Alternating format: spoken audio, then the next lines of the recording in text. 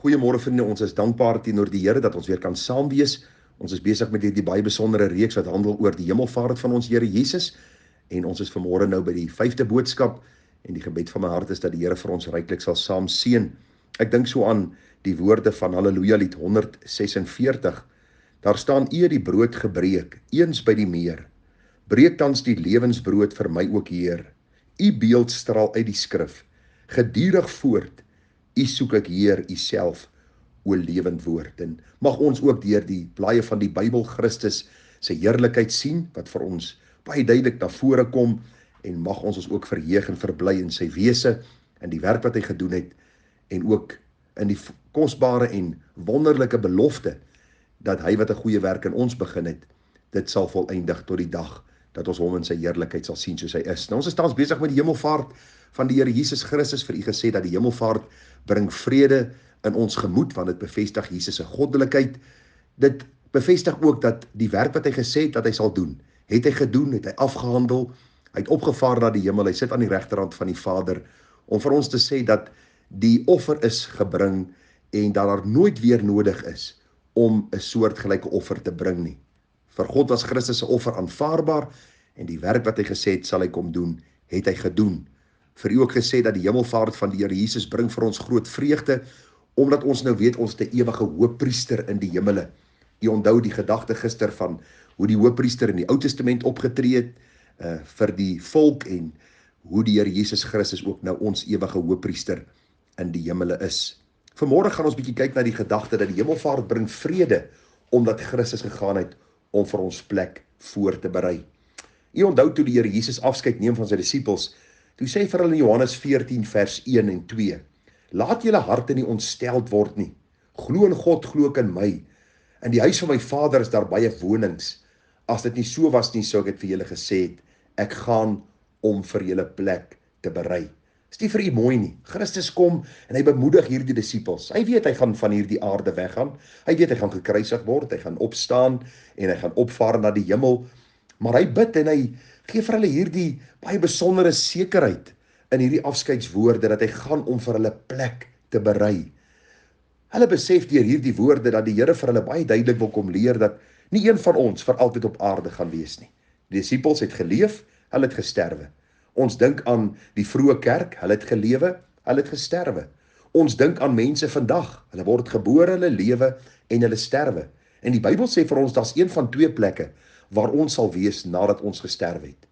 Vir die ongeredde, die hartseer ewige poel van vuur, verwyderd van God se aangesig, onder God se toorn vir ewig. Vir ons as kinders van God, sê die Bybel, gaan die Here om 'n plek voor te berei, 'n besondere plek. En kom ek lees vir u, wat sê Hebreërs 11 vers 10 vir ons. Die Bybel sê vir ons daar in Hebreërs 11 vers 10, want hy het die stad verwag, wat fondamente het, waarvan God die boumeester en oprigter is. Maar nou verlang hulle na 'n beter een, dit is die hemelse. Daarom skaam God hom nie vir hulle, om hulle God genoem te word nie, want hy het vir hulle 'n stad voorberei. Dis wonderlik om te weet dat met die hemelvaart bevestig die Here Jesus dat hy weggaan om vir ons 'n plek voor te berei, en as hy klaar hierdie plek voorberei het, sal hy weer kom om ons te neem, sodat ons ook by hom kan wees.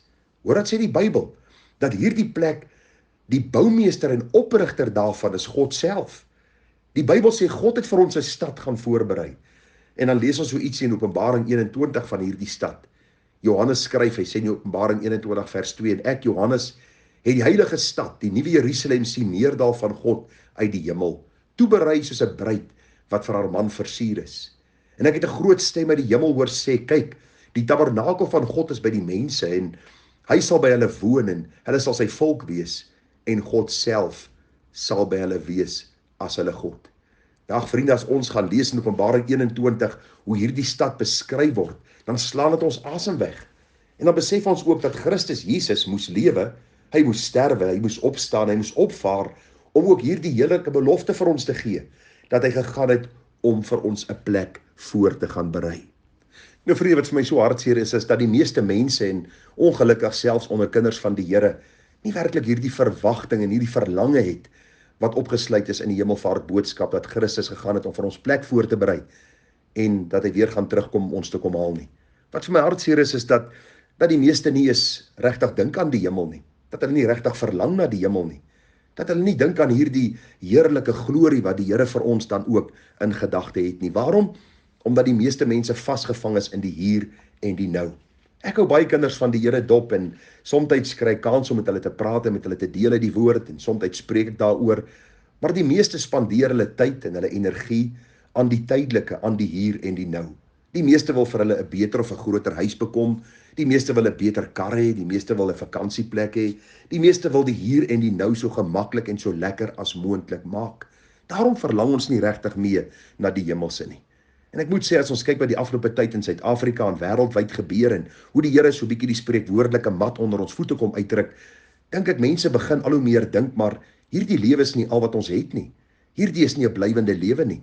Ek het onlangs saam met 'n man van 81 golf gespeel en ag vriende, hy sê vir my op 'n stadium, hy glo aan Christelike beginsels, maar hy glo nie daar's 'n ding soos 'n hemel nie en hy glo nie daar's 'n ding soos 'n hel nie. En hy dink dat hemel en hel is eintlik maar die gedagte wat mense van jou sal hê nadat jy gesterf het. Mense wat baie van jou gehou het, sal baie goed van jou praat, dit sal vir jou soos hemel wees en dat as mense van jou sleg praat, sal dit soos die hel wees. En dan praat die man van, hy glo ons gaan glad nie meer bestaan na ons dood nie. En kon ek bietjie die verwarring vir hierdie man opklaar, na gelang wat die woord van die Here vir ons sê. Want u sien, die Bybel is baie duidelik daaroor dat die hier en die nou niks blywends vir ons oplewer nie. Die hier en nou is die voorbereidingstyd vir die heerlikheid. Want hoor wat sê die apostel Paulus in Filippense 3 vers 20. Hy sê, want ons burgerskap is in die hemele, van waar ons ook as verlosser verwag die Here Jesus Christus, wat ons vernederde liggaam van gedaante sal verander, om gelykvormig te word aan sy verheerlikte liggaam, volgens die werking waardeur hy ook alles aan homself kan onderwerp. Pragtige woorde. Ons burgerskap is in die hemele. Nou een, my ID-boek sê nou, ons is burgers van Suid-Afrika. En as jy in Amerika bly, burger van Amerika. Maar as ons kinders van God is, dan kan ons net sowel daardie Suid-Afrika doortrek en sê, nou is ek burger van die hemel. Ek is burger van die plek waar Christus nou aan die regterhand van die Vader sit en sê hy berei vir my plek voor. U sien, van hierdie heerlikheid verwag ons die Here Jesus Christus, soos hy vir sy disippels in Johannes 14 gesê het. As hy klaar vir ons plek voorberei, gaan hy weer kom sodat ons kan wees waar hy is. Wat gaan gebeur? Die oomblik wanneer ons hierdie burgerskap in die hemele ons deel gaan maak, daardie oomblik wanneer dit ons deel gaan word, sê die Bybel, gaan ons vernederde liggame van gedaante verander, om gelykvormig te word aan die liggaam van Christus. In hierdie heerlikheid gaan daar nooit siekte, nooit pyn, nooit hartseer, nooit misverstande wees nie. Daarom is die hemelvaart vir ons so 'n kosbare boodskap, want ons weet Christus het na sy aardse pyn, na sy aardse stryd, na al die dinge wat hy moes deurgaan, na sy sterwe, na sy opstanding, opgevaar en vir ons sê, my kinders, ek gaan vir julle 'n plek voorberei. Hy bid dit ook in Johannes 17 al reeds moet u hanteer, dat ons as sy kinders sy heerlikheid sal sien, wat hy gehad het voor die grondlegging van die wêreld. 'n Heerlikheid waarvan Paulus sê, ons kan dit nie met ons tong beskryf nie. Ons woordeskat is net eenvoudig te beperk om hierdie heerlikheid te beskryf. Die plek, die stad, waarvan God die boumeester en oprigter is. Ek vra vir jou, as die Here vandag jou lewensdraad knip, gaan jy in sy heerlikheid wees? Is hierdie boodskap van die hemelvaart vir jou kosbaar, omdat jy weet, na hierdie aardse lewe lê daar iets beter voor, die heerlikheid van Christus, waar hy as koning gaan regeer, en ek saam met hom vir ewig en altyd. Jy sien, Christendom is uniek, juis in die sin, dat ons nie leef vir hier en nou nie. Ons maak nie net by mekaar op aarde, waar mot en roes verniel en waar diewe inbreek en steel nie. Ons te verwagting na 'n heerlikheid, waar Christus as koning vir ons dan ook wag, en vir ons hierdie heerlikheid gaan wys, wat hy vir ons voorberei het. Ag, dit is so wonderlik om te sien, dat daardie Gesang 190 dit vir ons so mooi beskryf. Hy sê, ek sien 'n nuwe hemel kom, 'n aarde nuut en vry. Die see en al wat skei verdwyn, God self kom by ons bly.